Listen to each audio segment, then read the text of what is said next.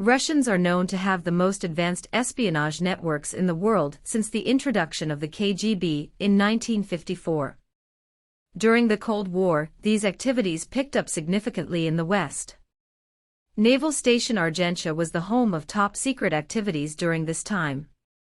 This was mainly due to the SOSUS network that was installed to monitor submarine activity in the Atlantic.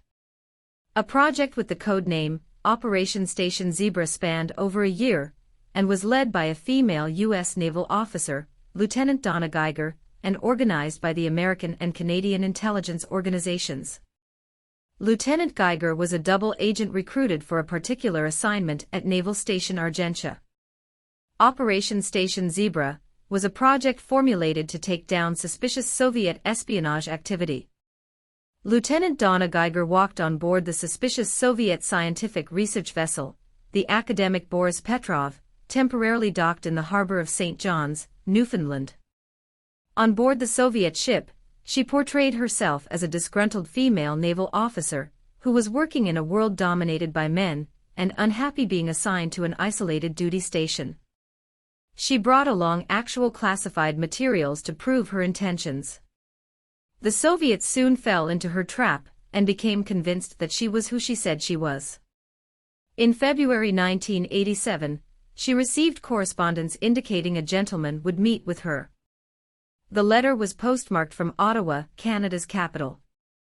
The meeting would be postponed 3 times before finally commencing.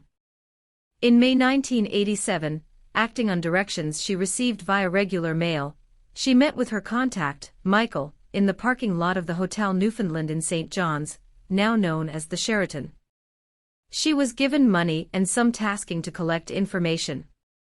The next meeting took place at the War Memorial, located about 6 blocks from the hotel. Later they sat down for a meal at a downtown restaurant. Classified information was exchanged for money.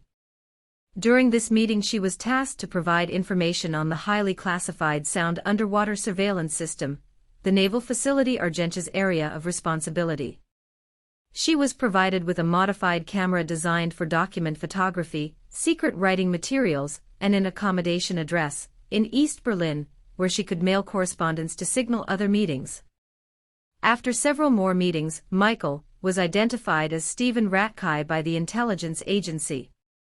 During their last meeting in June 1988, Lieutenant Geiger, while heavily pregnant, showed Rakkai to a room at the Hotel Newfoundland which was outfitted with surveillance equipment.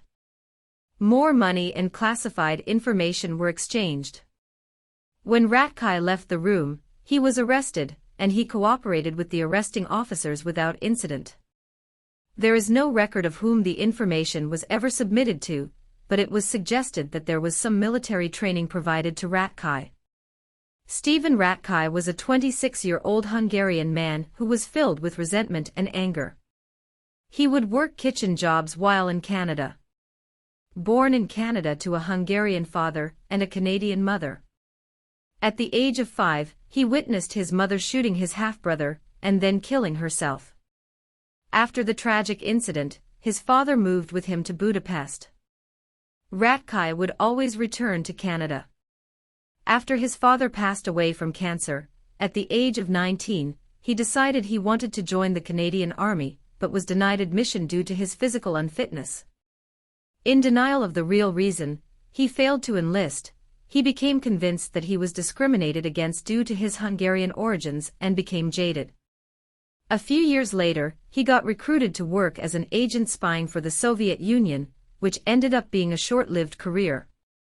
He was assigned the extremely difficult task of obtaining the top-secret documentation explaining the submarine tracking measures that represented the technological edge in the balance of power between the East and the West. On February 6, 1989, Stephen Rakkai pleaded guilty to espionage in the Supreme Court of Newfoundland and Labrador. Rakkai was sentenced to 2 concurrent, 9-year prison terms. There were benefits of Operation Station Zebra, as it reaffirmed beliefs that the Soviet shipping in the St. John's, Newfoundland, area was involved in collecting intelligence information. The Soviet methods were now exposed to counterintelligence, and that would make them more aware of how this process was conducted. I couldn't find much information on Lieutenant Donna Geiger, but I would love to interview her. I did find an article stating that she didn't do any more intelligence work and resumed her regular career with the U.S. Navy. When approached to conduct this operation, Lieutenant Donna Geiger was surprised by the suggestion of serving as a double agent for NIS. She was assured that it was strictly voluntary. She was told to go aboard a Soviet research ship with a package of classified material approved by the Navy, and to take it to the captain and tell him she was there to spy. She wasn't sure she could do it at first, but when assured that she would not have been selected if they didn't think she could do it, she decided to take the assignment. If it got to the point where she felt the operation was putting undue pressure on her, or was affecting her career and mental well-being, she could always bail out. The operation was put together by the NIS, the Royal Canadian Mounted Police, and the Canadian Security Intelligence Service. On December 2, 1986, Geiger led a perfectly normal life as a Navy lieutenant, wife and mother while Operation Station Zebra was in full swing. During Rakkai's interrogation, he was asked about Lieutenant Geiger's performance. According to the NIS counterintelligence agent, Rakkai said that Geiger had done a tremendous job. She later received a commendation and award for participating. However, depending on the ongoing sensitivity of a counterintelligence operation, the circumstances surrounding the award and even the ceremony will forever be kept private. She may never be able to tell anyone the origin of the award. This all kind of reminded me of the series The Americans. It was a great series, and this case brings me back to that show. Russians living in plain sight as Americans, having families together and starting businesses while gathering intel for the motherland. In a separate incident during the operations at the base, Brother Francis Foran, born from a family whose origins were in Argentia, has related his incident in his unpublished memoir, stating that there was an occasion during the time his mother was a lighthouse keeper at Point Patin, that an officer knocked at the door of the lighthouse and warned his mother that if she heard rifle shots, not to be alarmed. There were officers all around the lighthouse carrying rifles. It was rumored that they found someone who had deserted his post on shoreline patrol, and was later shot by firing squad. Deserting a posting was considered a significant offense, seeing that the German submarines were constantly lurking around the area. There was a fire that had taken place aboard the massive supply ship USS Prairie, and was supposedly caused by the enemy. There was an article in Life magazine stating that the ship burned for nearly 5 hours and 2 lives were lost. In another incident, there was a German spy posing as a U.S. soldier, and had built a house near the entrance to the town of Freshwater. He was found to have a wireless radio set up inside the casing of his chimney. He was using this device to report to the enemy any useful information he could gather, especially the coming and going on the shipping route. There were large steel mesh nets strung across the shoreline of Argentia which captured German U-boats. The U-boats would be sunk and taken into the harbor.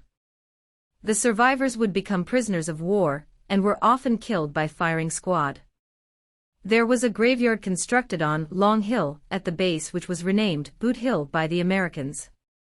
Casualties were buried here along with traitors and spies. Traitors would be executed by firing squad and buried on the opposite side from people who were killed by accident, and their graves were left unmarked. All burials were exhumed after the war and the bodies were brought back to the United States.